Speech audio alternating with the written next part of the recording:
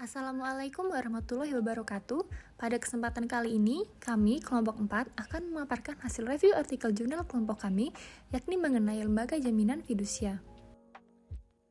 Sebelumnya, izinkan saya memperkenalkan anggota kelompok kami terlebih dahulu. Yang pertama yakni Sania Rahma, kemudian ada Heni Wulansari, Hana Aida Yasmin, Asana Nadia, dan Sekar Kinanti Pangestuti. Untuk artikel jurnal yang pertama, yakni berjudul Keberlakuan Hukum Hak Cipta sebagai objek jaminan fidusia berdasarkan Undang-Undang Nomor 28 Tahun 2014 tentang Hak Cipta. Untuk judul dari artikel jurnal ini, sudah menggambarkan isi artikel, namun penulisannya masih kurang ringkas, yakni melebihi 12 kata.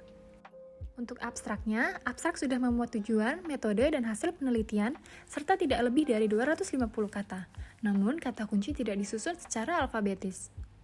Latar belakang dari artikel jurnal ini disusun dengan detail, disertai data-data yang valid yang mendukung latar belakang permasalahan. Untuk rumusan masalahnya, rumusan masalah memiliki korelasi dengan apa yang menjadi fokus bahasan dalam artikel. Sedangkan untuk metode penelitiannya, menggunakan metode euritis normatif dan metode analisis kualitatif sehingga sesuai dengan fokus pembahasan artikel. Selanjutnya yakni pembahasan. Undang-Undang Hak Cipta menyatakan bahwa hak cipta memiliki nilai ekonomi, namun belum memberikan kejelasan mengenai klasifikasi hak cipta yang bagaimana yang dapat dijadikan jaminan fidusia. Agar hak cipta dapat diterima sebagai objek jaminan utang, maka harus dilakukan pengkualifikasian dengan menggunakan disiplin ilmu lain, yaitu teori ekonomi yang relevan.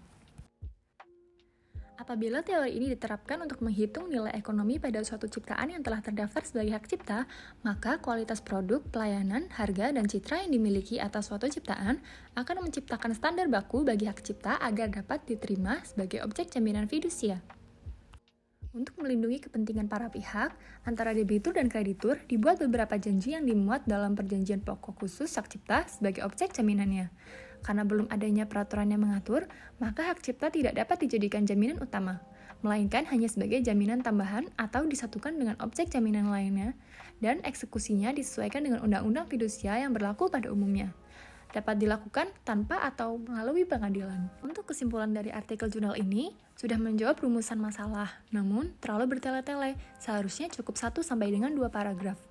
Untuk sitasi dan referensinya, sitasi sudah sesuai dengan kaidah selingkuh jurnal yang bersangkutan, yakni Chicago Style, dan referensi yang digunakan sudah valid dan kredibel, namun terdapat sumber yang melebihi 10 tahun terakhir. Yang kedua yaitu mekanisme penentuan nilai ekonomis dan pengikatan hak cipta sebagai objek jaminan fidusia. Judul sudah sangat bagus, terdiri dari 12 kata, ringkas, informatif, tidak menggunakan singkatan, serta tidak menyebutkan objek penelitian dengan sangat terperinci.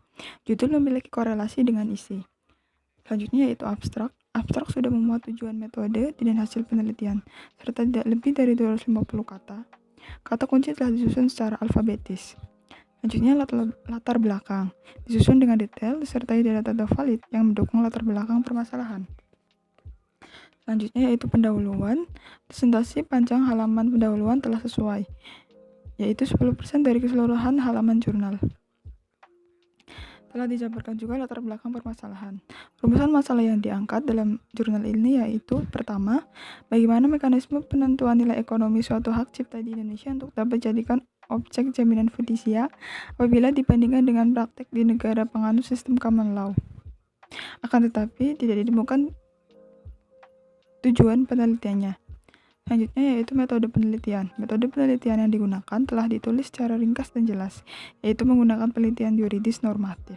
Namun tidak dijelaskan oleh penulis sumber rujukan mana yang digunakan sebagai acuan. Pembahasan.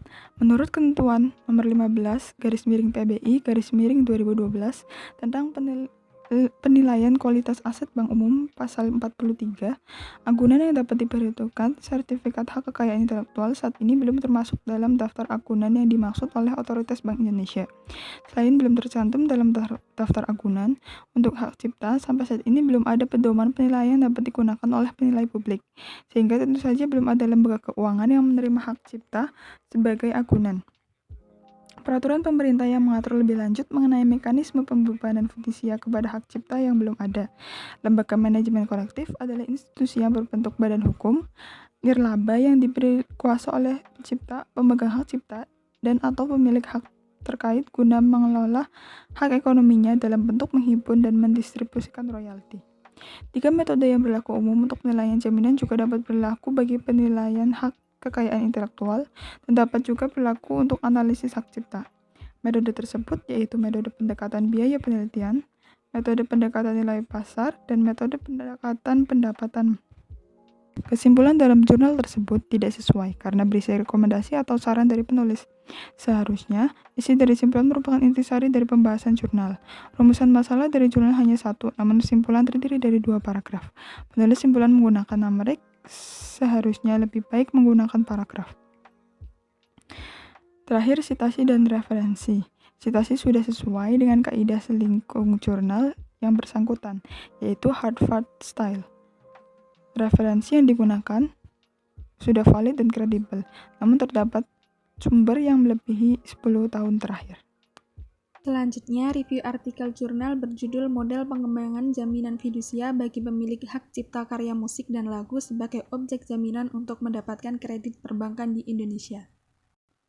Judul sudah sangat informatif serta berisi kata-kata kunci yang dimuat dalam isi tulisan. Namun, judul ini terlalu panjang, yakni terdiri dari 21 kata. Untuk abstrak sudah memuat tujuan, metode, dan hasil penelitian. Akan tetapi, penulisan abstrak kurang to the point, dan panjangnya lebih dari 250 kata. Kata kunci di sini belum disusun secara alfabetis. Mengenai latar belakang, disusun dengan detail disertai data-data valid yang mendukung latar belakang permasalahan. Tetapi terdapat beberapa opini penulis yang cenderung subjektif karena tidak diikuti dengan bukti survei maupun hasil penelitian. Mengenai rumusan masalah, bagaimana pelaksanaan pengembangan HKI, hak cipta karya musik dan lagu sebagai objek jaminan fidusia sebagai agunan untuk mendapatkan kredit perbankan di Indonesia, serta bagaimana proses eksekusi fidusianya ketika pihak debitur prestasi. Rumusan masalah sudah tepat dan sangat berkolerasi dengan bagian-bagian dalam naskah. Untuk metode penelitian, sudah menguraikan subjek dengan teliti, teknik pengambilan data, metode, dan pendekatan analisis yang digunakan. Metode pendekatan yang digunakan adalah yuridis normatif sehingga sesuai dengan fokus pembahasan artikel. Pembahasan hak cipta tergolong dalam benda bergerak yang tidak berwujud, tidak memenuhi syarat keharusan penguasaan atas benda jaminan bagi penerima gadai jika dilakukan dengan gadai. Hal tersebut disebabkan hak cipta belum dapat memenuhi persyaratan penyerahan benda objek gadai. Penyerahan untuk hak cipta tidak cukup dilakukan dengan penyerahan ciptaan-ciptaan saja, namun membutuhkan tindakan hukum lain yaitu dengan melalui Ditjen Kekayaan Intelektual.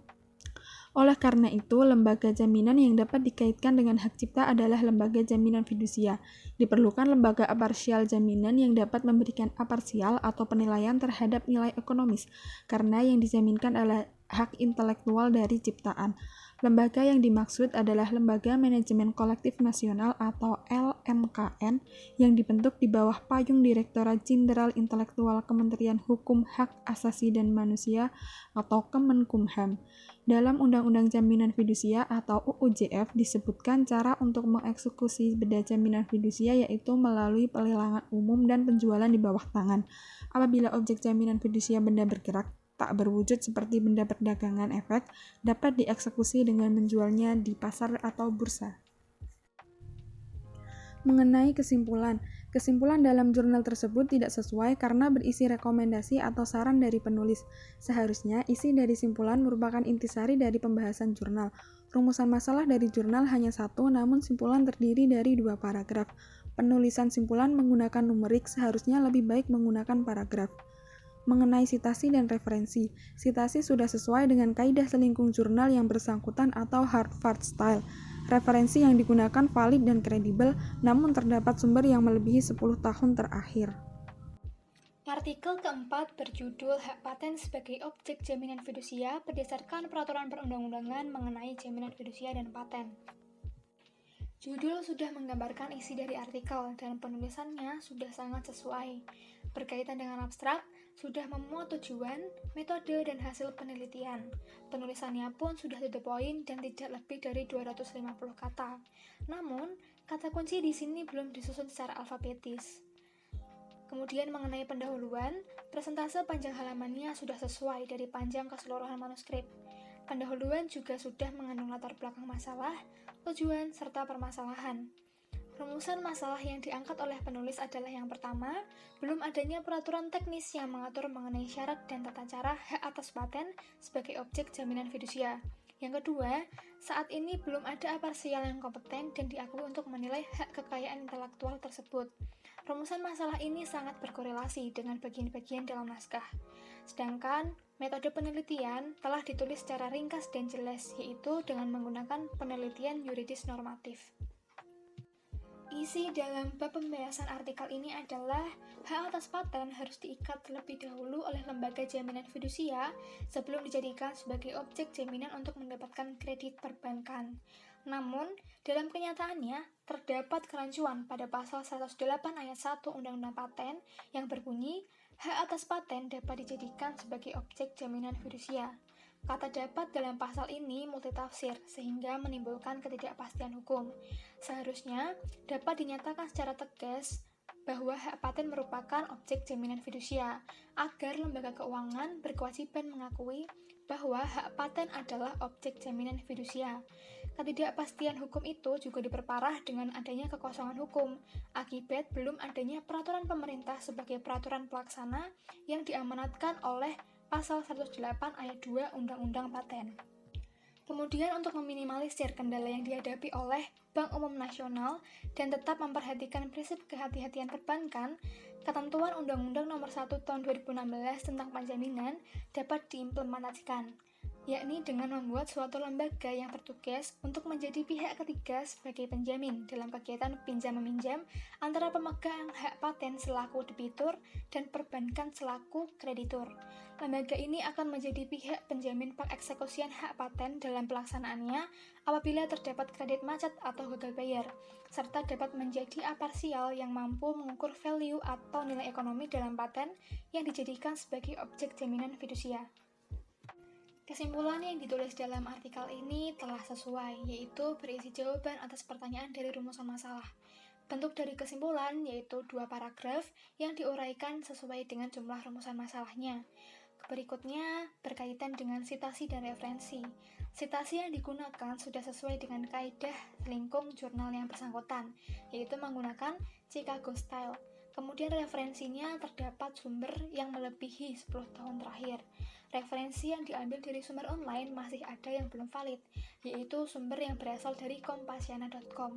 Namun, sebagian besar dari sumber online ini sudah valid dan dapat dipertanggungjawabkan kebenarannya. Cukup sekian mengenai pemaparan review artikel jurnal Lembaga Jaminan Fidusia dari kelompok kami. Maaf apabila ada kesalahan pengucapan. Terima kasih atas perhatiannya. Wassalamualaikum warahmatullahi wabarakatuh.